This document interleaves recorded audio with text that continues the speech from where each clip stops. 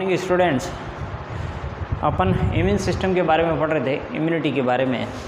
आज immune system या immunity से रिलेटेड लास्ट टॉपिक है, उसके बारे में डिस्कस करते हैं। That is antigen antibody reaction. Antigen antibody reaction या इंटरेक्शन, इसके बारे में डिस्कस करते हैं। तो एंटीजन के बारे में डिस्कस किया था। एंटीजन जो बाहर से कोई भी बैक्टीरिया है, पैथोजन अपनी बॉडी में एंटर करता है, उसका मॉलिक्यूलर वेट 10 किलो डाल्टन से अप टू हो, तो अपने बॉडी के लिए वो क्या है, एक इम्यूनोजन है, एक स्ट्रॉन्ग एंटीजन है। एंटीजन जो अपने इम्यून सिस्टम को जनरेट कर सके। तो एंटीजन एंटीबॉडी इंटरेक्शन के बारे में पढ़ें तो अपन ने एक शब्द पढ़ा था, दैट इज़ एपिटोप। दूसरा शब्द है अपने सामने पैराटोप। इसके बारे में तो डिस्कस किया था अपन ने, इसके बारे में डिस्कस करना। एपिटोप क्या होता है? एंटीजन का वह पार्ट जो अपने इम्यून सिस्टम की सेल के रिसेप्टर या एंटीबॉडी आकर रिकॉग्नाइज करते हैं। कुल मिला के एंटीबॉडी मेनली पूरे बैक्टीरिया को रिकॉग्नाइज नहीं करती। बैक्टीरिया के जिस पार्ट को रिकॉग्नाइज किया जाता है उस पार्ट को नाम दिया है एपिटोप। तो पार्ट ऑफ एंटीजन जिसको रिकॉग्नाइज किया जाता है, which is recognise bye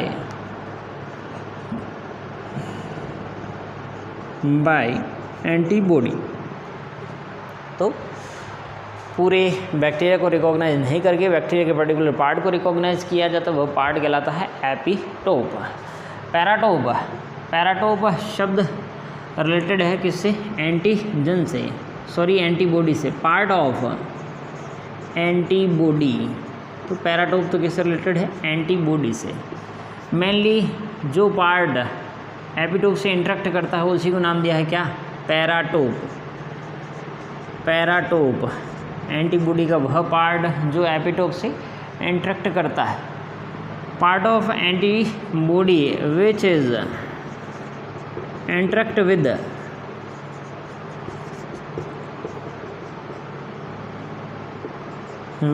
epitope. तो एपिटोप के साथ जो पार्ट एंटीबॉडी का रिएक्शन करता है उसी को नाम दिया है क्या? पैराटोप। तो ये जनरल टर्म थे, पूछे जा सकते हैं, what is epitope and what is paratope. तो अब बात करते हैं एंटीजन एंटीबॉडी इंटरेक्शन के टाइप्स की, कि एंटीजन एंटीबॉडी इंटरेक्शन कितने टाइप की होती है उसके बारे में डिस्कस करते हैं। टाइप्स, पहला टाइप है अग्लूटिनेशन।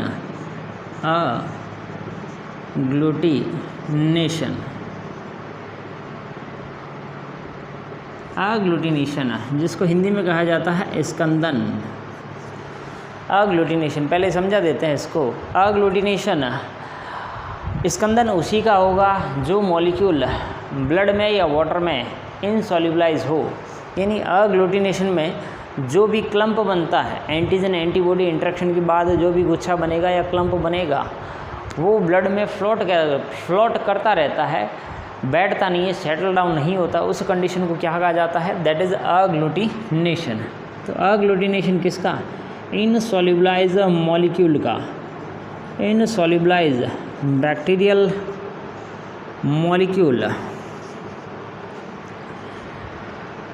इनका क्या होगा? क्लम्प फॉर्मेशन किसका? एंटीजन एंटीबॉडी का।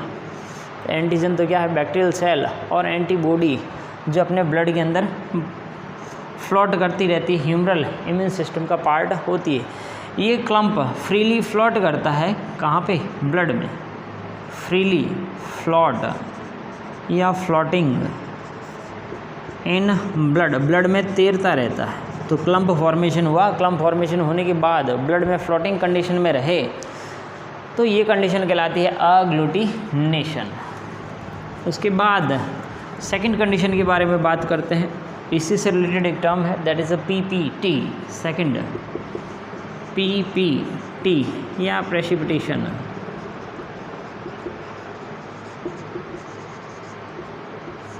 हिंदी में बात करें तो हिंदी में इसको कहा जाता है अवक्षेपण। अवक्षेपण। तो पीपीटी अभी अग्लूटिनेशन में बात की कि इनसॉल्युबलाइज मॉलिक्यूल का क्लम्प फॉर्मेशन होता है, जबकि पीपीटी जो बनती है सॉल्युबलाइज मॉलिक्यूल की बनती है। तो सॉल्युबलाइज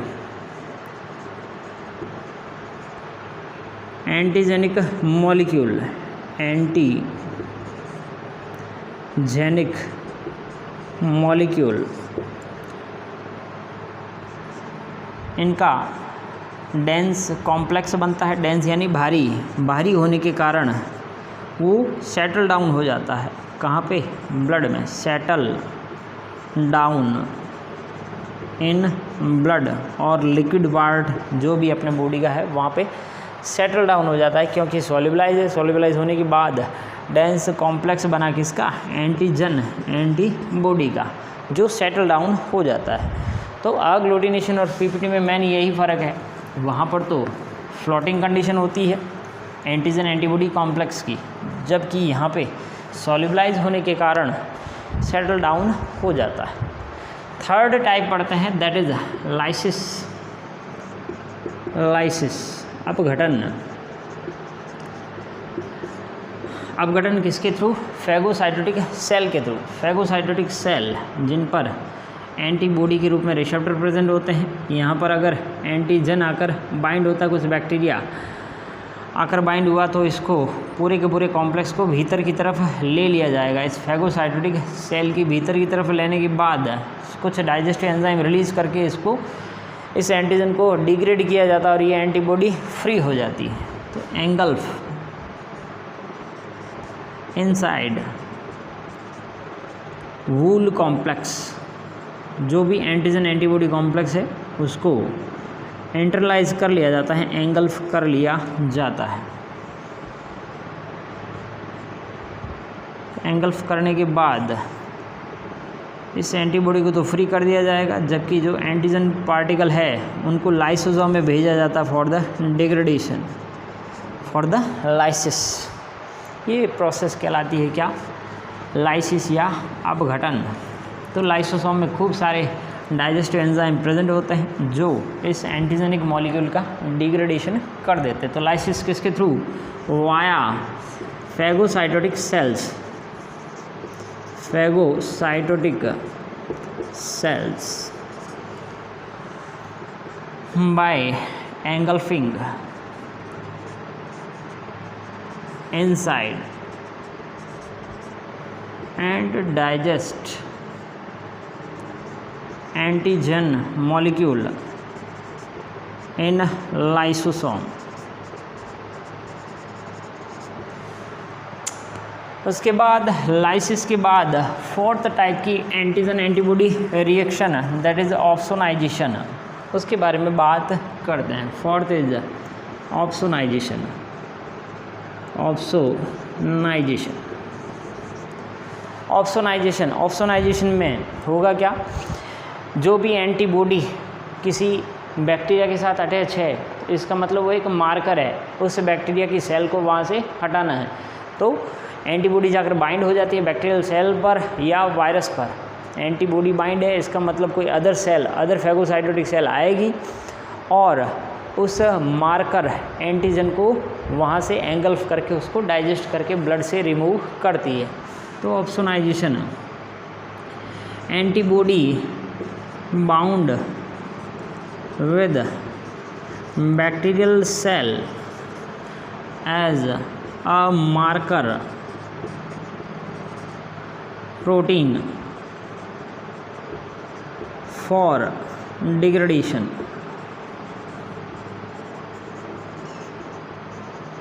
of that antigen, और phagocytotic cells, phagocytotic cell या natural killer cell NK cells comes and remove, उस एंटीजन को वहाँ से रिमूव करती है। तो ये प्रोसेस कहलाता है ऑप्सोनाइजेशन, यानी प्रे को ले जाया जा रहा है कहाँ पर? प्रीडेटर तक। प्रीडेटर, प्रे खुद ले जाया जा रहा है कहाँ पर? प्रीडेटर तक। तो कोई एंटीबॉडी बाउंड है किसके साथ, बैक्टीरियल सेल के साथ, इसका मतलब उस बैक्टीरिया को एंगल्फ करके वहाँ से रिमूव करना, ये प्रोसेस कहलाता है ऑप्सोनाइजेशन। लास्ट टाइप का रिएक्शन बचा है इसमें आपके, that is neutralization. Fifth type of antigen antibody interaction, neutralization. Neutral करना, बिना काम का करना, यानी वो अपना काम कर ही नहीं पाए। प्रेजेंट तो है बॉडी में, सेल के चारों तरफ प्रेजेंट तो है, लेकिन वो अपना असर नहीं दिखा पाता, ये कंडीशन कहलाती है न्यूट्रलाइजेशन। तो न्यूट्रलाइजेशन में होगा क्या, जो पर्टिकुलर टॉक्सिन्स है, टॉक्सिन्स है, वायरस है, इनको न्यूट्रलाइज किया जाता है किसके थ्रू, एंटीबॉडीज़ के थ्रू। कोई भी टॉक्सिन्स पार्टिकल है या वायरस है, वहाँ पर आकर एंटीबॉडी बाइंड हो जाती है।